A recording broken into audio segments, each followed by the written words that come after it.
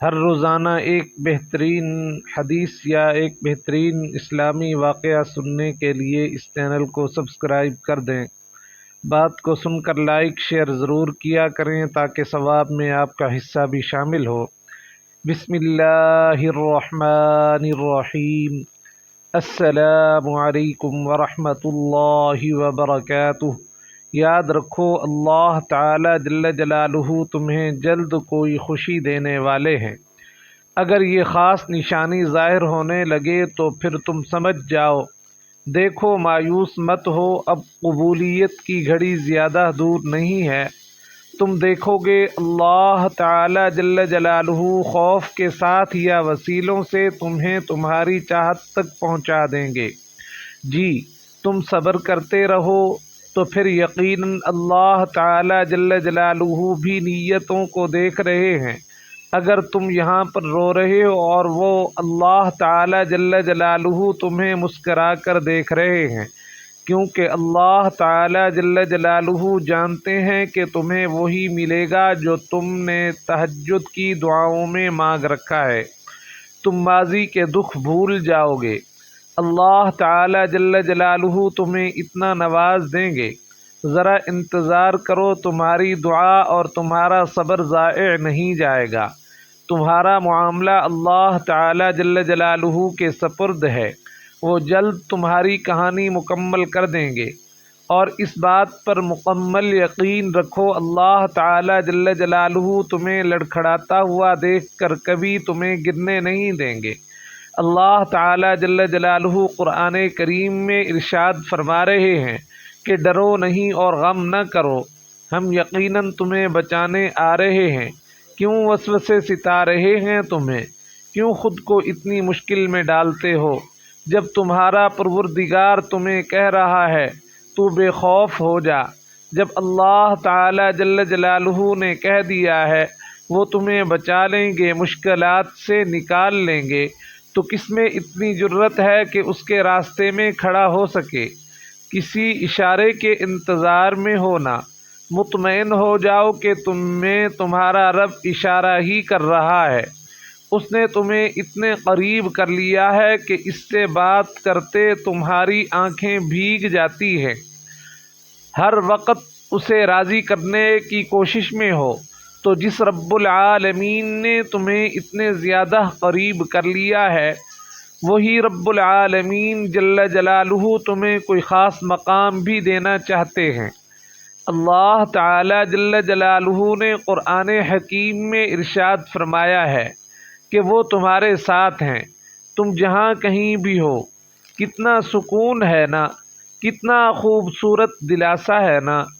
اللہ تعالی جل جلالہ ارشاد فرما رہے ہیں، دیکھو پریشان مت ہو، میں تمہارے ساتھ ہوں، ہمیشہ ہوں، ہر حال میں ہوں۔ تو تم پریشان ہو، تم تکلیف میں ہو، تم لوگوں کی باتوں سے حوصلہ ہار رہے ہو، میں سب کچھ دیکھ رہا ہوں اور میں سب کچھ سن رہا ہوں۔ دیکھو بس پریشان مت ہونا، میری ذات کے اوپر تم لوگ یقین رکھنا، میں تمہیں کبھی بھی اکیلا نہیں چھوڑوں گا۔ اور جب صبر کرنے والے درد سے اللہ تعالی جل جلالہ کو پکارتے ہیں تو اللہ تعالی جل جلالہ ان کے دلوں کو ٹھنڈا کر دیتے ہیں اور انہیں ہر گھٹن سے آزاد کر دیتے ہیں۔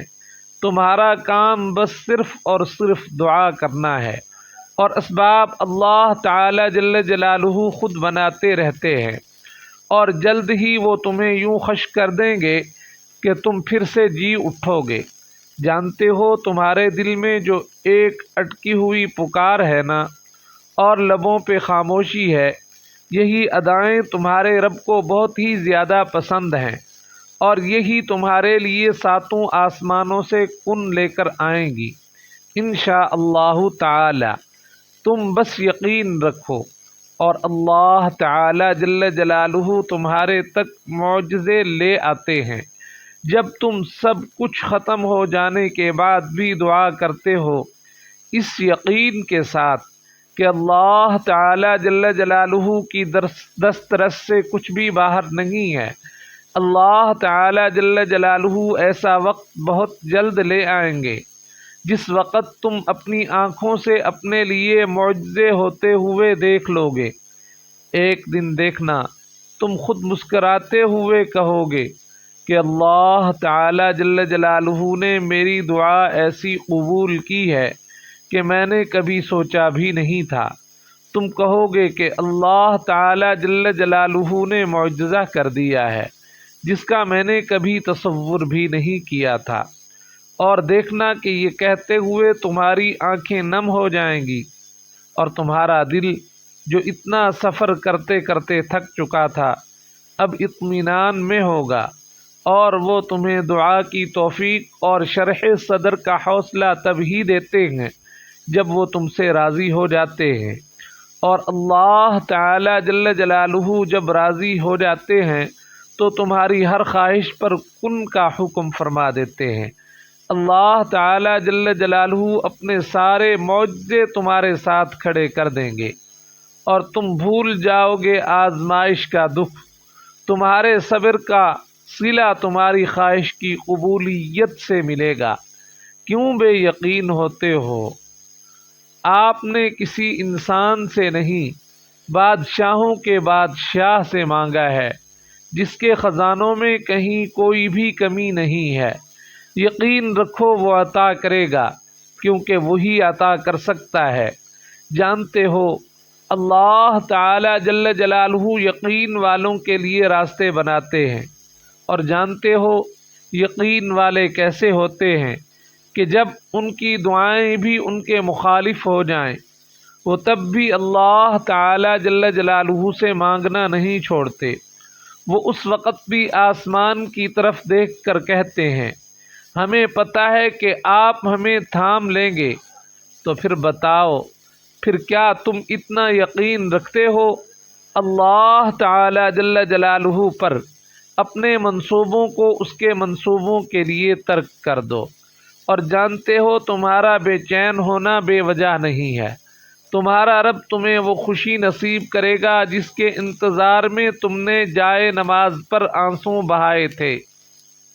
کیا پتہ اللہ تعالی جل جلالہ نے تمہاری من پسند چیز صرف آزمائش کے لیے تم سے دور کی ہو۔ اس انتظار کے بعد تمہاری دعاؤں کو ہی تمہاری نصیب کا حصہ بنا دیں گے۔ اللہ تعالی جل جلالہ قرآن حکیم میں ارشاد فرماتے ہیں کہ اللہ تعالی جل جلالہ تمہارے غم کا احساس رکھتے ہیں۔ اللہ تعالی جل جلالہ کو تمہاری ہر ان عبادات کا علم ہو جاتا ہے۔ اللہ تعالی جل جلالہ تمہارے ہر ادھورے خواب کو پورا کرنے پر قدرت رکھتے ہیں، اور اللہ تعالی جل جلالہ تمہارے ہر ادھورے خواب سے باخبر ہیں۔ وہ درد میں پڑے اپنے بندے کو یوں ہی نہیں چھوڑتے، وہ بس ان ٹوٹے دلوں کو سجدے میں لگا دیتے ہیں، ان روتی آنکھوں کا سکون دعاؤں میں لکھ دیتے ہیں، اور جو دل سجدوں میں ان کے منتظر رہتے ہوں ان کے لیے خدا کی محبت مثالی ہوتی ہے۔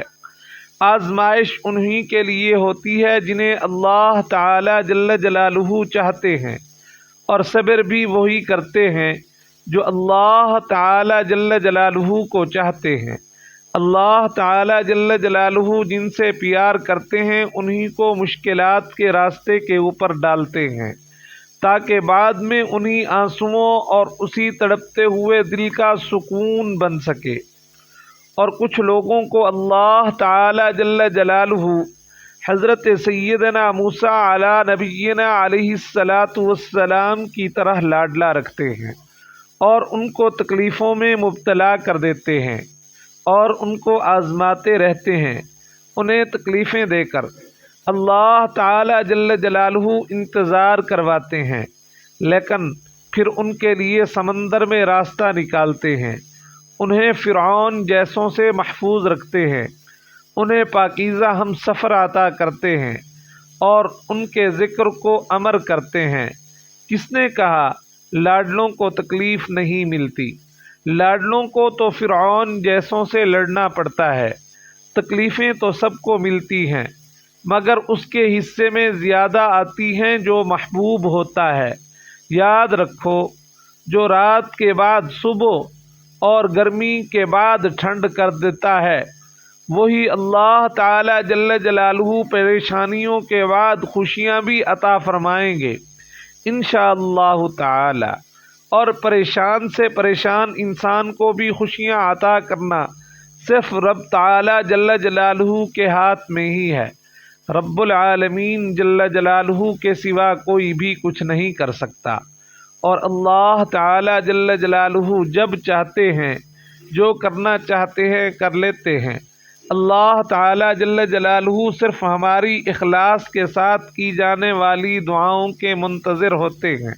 جب رب العالمین کی بارگاہ میں اخلاص کے ساتھ بندہ دعا کرتا ہے تو اللہ تعالی جل جلالہ اس کی دعا کو قبول فرما لیتے ہیں۔ اللہ تعالی جل جلالہ ہمیں بھی اخلاص کے ساتھ مانگنے کی توفیق